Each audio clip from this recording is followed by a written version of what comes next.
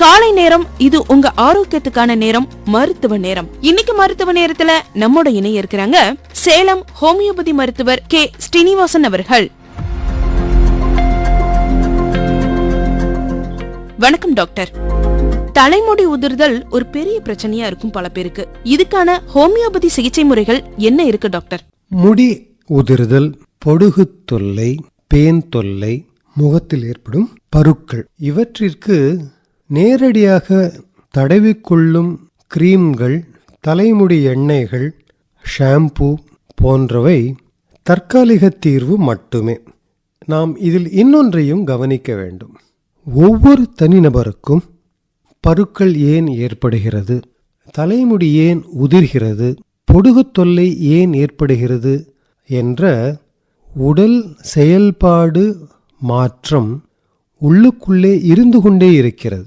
அதை கண்டுபிடித்து சரி செய்தால் மட்டுமே அந்த பிரச்சனையும் சரியாகும்.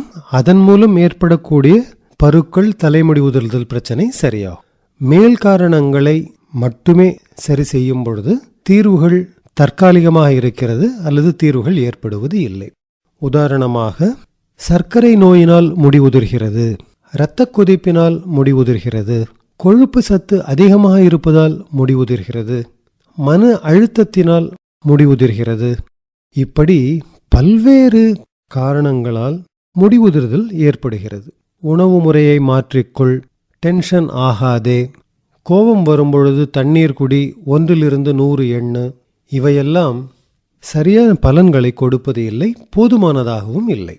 அப்பொழுது ஒவ்வொரு தனிநபரையும் அழைத்து அவரிடம் பேசி அவர் உடலில் இருக்கக்கூடிய உடல் செயல்பாடு மாற்றங்களை உணர்ந்து கொண்டு அதற்கு ஏற்ப மருத்துவம் செய்யும் பொழுது அந்த நோய்களும் சரியாகிறது. அதனால் ஏற்படக்கூடிய பருக்கள், முடி உதிர்தல், தலைமுடி நிற மாற்றம் போன்ற பிரச்சனைகளும் சரியாகிறது. இவ்வாறு செய்து கொள்வதே நிரந்தர தீர்வை தரும். தலைமுடி நரை ஏற்படுவதால் சாயம் பூசிக்கொள்கிறோம்.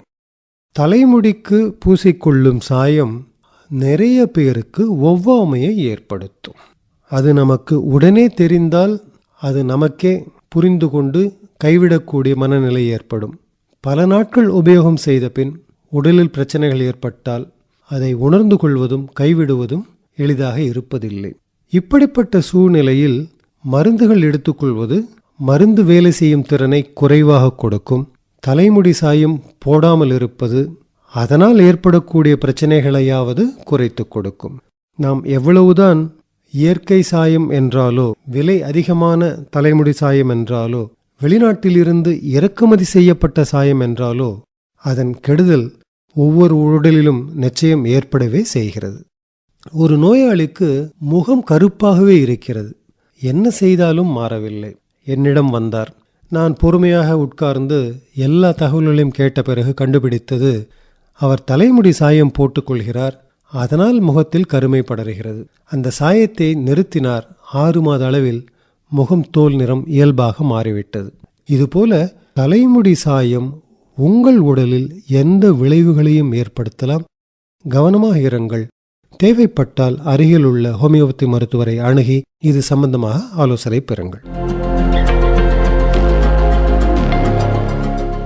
இன்னைக்கு மருத்துவ நேரத்துல நம்மோட இணைஞ்சிருந்தாங்க சேலம் ஹோமியோபதி மருத்துவர் கே ஸ்ரீனிவாசன் அவர்கள்.